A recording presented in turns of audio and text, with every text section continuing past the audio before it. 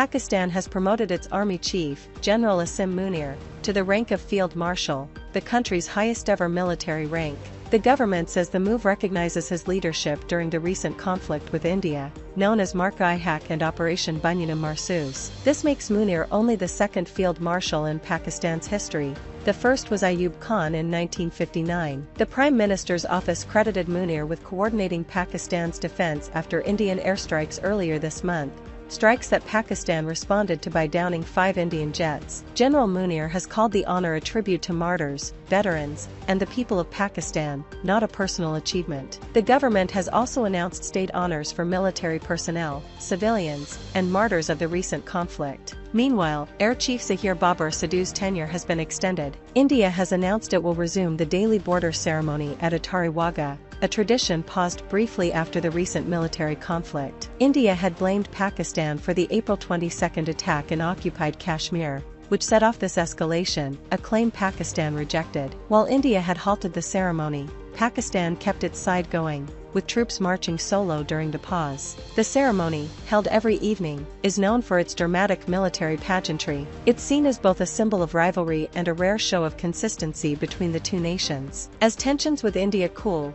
Pakistan's top diplomat Ishaq Dar is in China, where Beijing reaffirmed its support for Pakistan's sovereignty and called the country an ironclad friend. Chinese Foreign Minister Wang Yi praised Pakistan for choosing dialogue over escalation and said the two countries will deepen ties under CPEC 2.0. Dar also met Chinese Communist Party officials to discuss regional peace and political cooperation. He's expected to hold meetings on Afghanistan next. The visit comes days after a US-brokered ceasefire took effect between Pakistan and India, though India continues to take a hard line. And finally, Pakistan's Supreme Court has upheld the death sentence of Zahir Jaffer in the Noor Muqaddam murder case, bringing an end to a 4-year legal battle. Noor, aged 27, was brutally killed in 2021 at Jaffer's Islamabad home. He was arrested on the spot. The court rejected Jaffer's appeal and upheld his death sentence for murder. A separate death sentence for rape was reduced to life imprisonment. 2 household staff members had their sentences reduced and will be released. A decision on the acquittal of Zahir's father is still pending. Women's rights groups welcomed the ruling, though some criticized the court's remarks during the hearing for reinforcing harmful stereotypes. Unless he is granted a presidential pardon, Zahir Jaffer now faces execution. The humanitarian crisis in Gaza continues to intensify, with the United Nations warning of catastrophic consequences amid ongoing Israeli military operations and a tightening blockade. On Friday, the UN received permission from Israel to allow approximately 100 additional aid trucks into Gaza, marking a modest but critical breakthrough. Jens Lerke, spokesperson for the UN Office for the Coordination of Humanitarian Affairs, OCHA, confirmed the approval at a Geneva press briefing, noting the trucks would carry essential supplies such as baby food and nutritional products for children. The next step is to collect them and distribute through the existing system, the one that has proven itself, Lerke said. The approval comes amid rising concerns over malnutrition. Akihiro Sada, Director of Health at the UN Palestinian Refugee Agency, UNRWA, revealed that malnutrition rates have significantly increased and warned that without a sustained flow of aid, the crisis could spiral out of control. If the current food shortage continues, it will exponentially increase and then get beyond our control,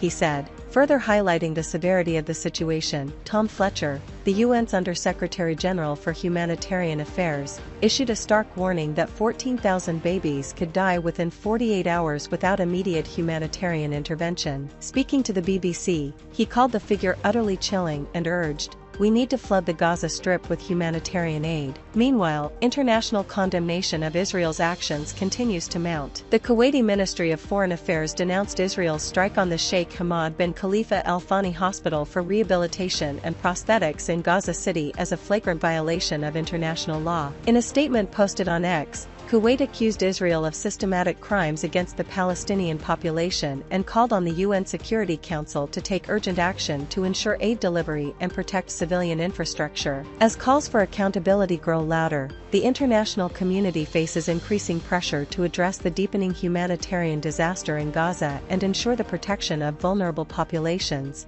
particularly children.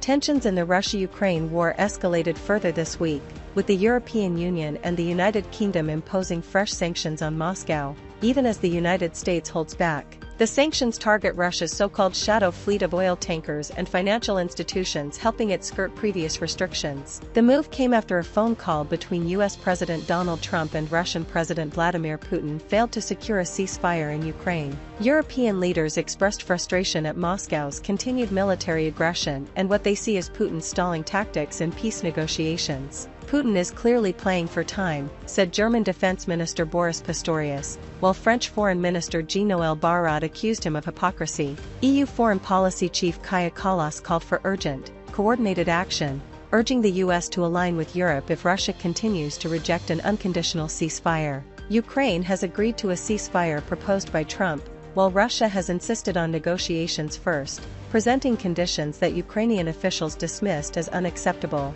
Putin, following his call with Trump, claimed Moscow was ready to work on a peace memorandum, putting the ball in Kyiv's court, according to Russian Foreign Ministry spokesperson Maria Zakharova. Despite Trump's claim that negotiations are beginning, European leaders remain skeptical. Several EU heads of state have personally lobbied Trump to back new sanctions, warning that delay only strengthens Putin's position. Delaying peace efforts will only redouble our resolve, said UK Foreign Minister David Lammy.